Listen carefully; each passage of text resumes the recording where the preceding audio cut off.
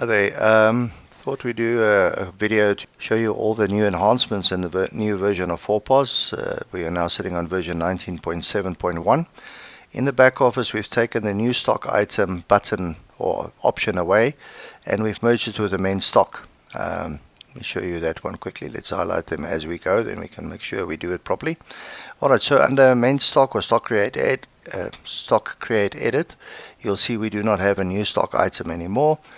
We have an option that says a main stock by detail only, and we added the new stock item right here. Now the same rules apply, that if you've got a preloaded database, it will bring up the preloaded database. Otherwise it will just jump straight into for you to be able to edit the item. Let's just do item number test 4, or no, let's rather call it 4POS 2 for now. I wanted to get to the top of the list so I can show you quickly how to use it. Argument's sake, my cost is whatever, and I'm clicking next. Barcode's fine, and the price is, argument's sake, 19900. Sorry, 19900. Alright, and that's the only product I want to add. So I click on exit, and you'll see that my 4POS 2 item that I just created in the list. I think it will make it a lot easier for people to understand how to add an item and not to have the confusion about new stock and a main stock and so on.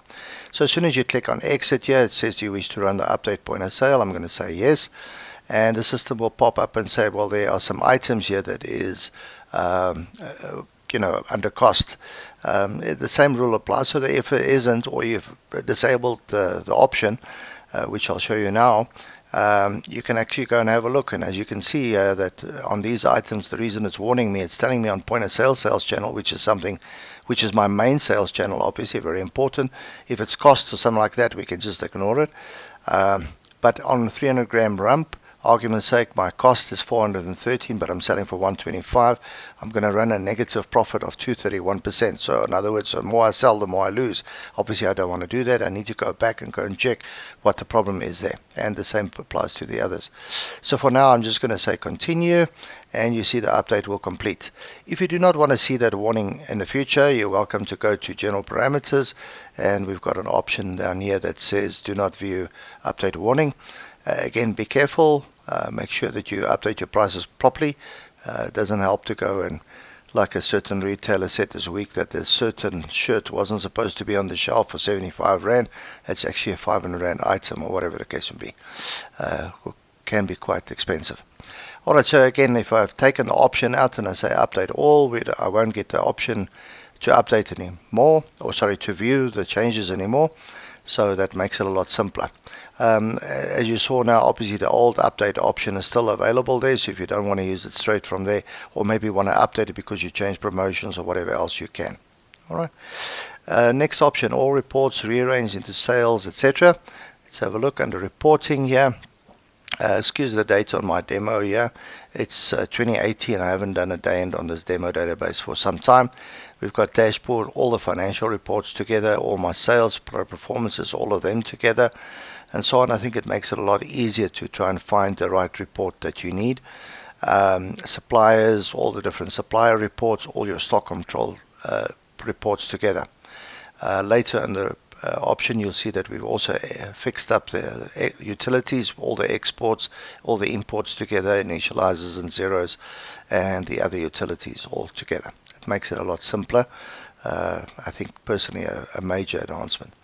Alright, so all the sales dashboard improved. So let's go and have a look at that quickly. So under reporting, sales dashboard, a lot of the information is still correct, but we've added quite a lot here at the bottom. You'll see my customer supplier aging totals, in other words, my supplier values down here. What do I owe my suppliers? Obviously, I want to make sure that they're all paid, so they keep on supplying me religiously, and I don't take chances, and tomorrow I sit with that product, and then I've got a major problem. We've also included the VAT summary over here, VAT on taxable sales, VAT on taxable purchases, and the VAT due. Now, bear in mind, again, this is for a specific period. So don't go and pay that VAT and blame us for it. Okay, you must go and print it for those 2 months or the 3 months or whatever or monthly, if that is your agreement with Mr. Taxman. And this is just a demo. All right. A couple of other things that we've added in the sales channels here. We've also we always had the value of the sales per channel. So there's 11,000 rands worth of sales. It also gives us the number of transactions. In other words, the number of customers that we served. We had 38 customers. The average per customer is 295. Again, in my case, that's reasonable. Many of our retailers' average sale would be around about 40 rand, 50 rand, 25 rand even. So the trick would be to say, well, how do we increase that? How do we increase the basket value of what we're selling to our customer? The customers are coming in. In my case now, very low number, only 38 or 54 in total. But many of our customers will deal with 8 and 10 and 12, 15,000 transactions or customers per month. And so we want to try and capitalize on that number of people that come into your store. They're there, you need to start selling to them. You need to increase your basket value. You need to increase your averages down here. We've also added up and fixed a couple of other things. The stock transfer cost now is content and deposit. So that's for those bottles. That's a quart of beer that's in the fridge. There's the liquid inside, which is the content, and the deposit is the bottle, which is packed in. So it gives us a better cost value now of what those items are worth to us. In other words, what's the value of the stock that we've got on the shelf. And then also we included and fixed up the content cost up here, and also deposit cost sold. Okay, remember all of these are excluding VAT. So if you are registered for VAT, you need to take that in consideration. Okay. Next item on the list, many reports are updated. We've done GRVs now allows payment after processing. Let's go and do that quickly. So we do order processing, processes GRV. This is obviously your invoices from your suppliers. Let's just grab this one. Low GRV. Yes, never mind. I'm ignoring that. Those are the items that I'm buying. Going next. No returns. Next. My final screen shows me the figures quite nicely. I'm processing the invoice. In other words, it's updating the stock. Some items are less than an order quantity. No, I don't want to create a back order. System shows me the report, which I can print to PDF or print to file, print to printer for filing purposes, and more importantly, then asks me, do you wish to process payment? So if I've paid the supply immediately here, the value of the invoice will come up, and if there was a settlement, you can enter it in. If not, then you can simply process. Just bear in mind that if you've got a settlement, the amount paid must then be less than the amount. So in other words, let's say I got a 2 rand settlement. I'll make this 43.24. My settlement is 2 rand, and that might be your agreement with your supplier that if you pay COD, then that, and the total amount is that. Bear in mind that the system will not warn you. If you want to put in 10 million in there, it will allow you to put 10 million. And then it will obviously be wrong and so on. So if we process that very clearly, it will show me the payment and the settlement that has gone through on the system. All done and all good. Much better. So my suppliers will be more updated. Day-end reports now expanded. We added deposits into the day-end reports. Just quickly want to show you. So I go into my day-end report for argument's sake that day. And there was deposits. It will automatically print the deposits for me at the bottom here if it's been selected or not. Okay, and if there was deposits. For those that sell airtime, obviously look at the day end. You'll see what your value of your airtime is on the system, and make sure that you've got enough money deposited for the next day. All right, so day end I'll be able to email. Let's go and do that quickly. All right, so under store setup again, general parameters. The system will automatically on day end now email the day end report to this email address.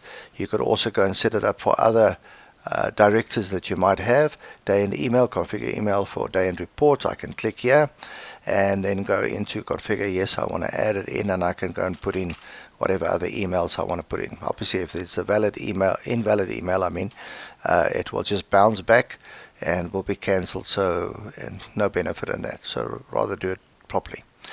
Okay, next item. Sorry, need to go back there one step. Sorry.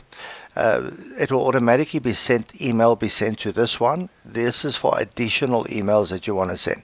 So in other words, let's say my owner's email or the business email is test@test.co.za, but I also want to send to an investor ABC or John or whoever, and that's what I will configure. If you put the same test email in here, you will get 2 emails, okay, and then think that the software is not working. It is actually just you told it to send 2. Okay, so let's go back.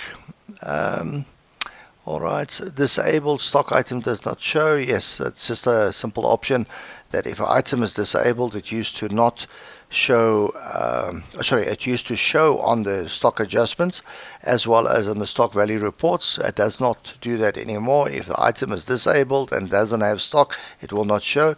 You'll have to go back and enable the item again to get it back to show on your stock tag adjustments. Utilities we've shown has been rearranged, pastel replaced with 4TFM.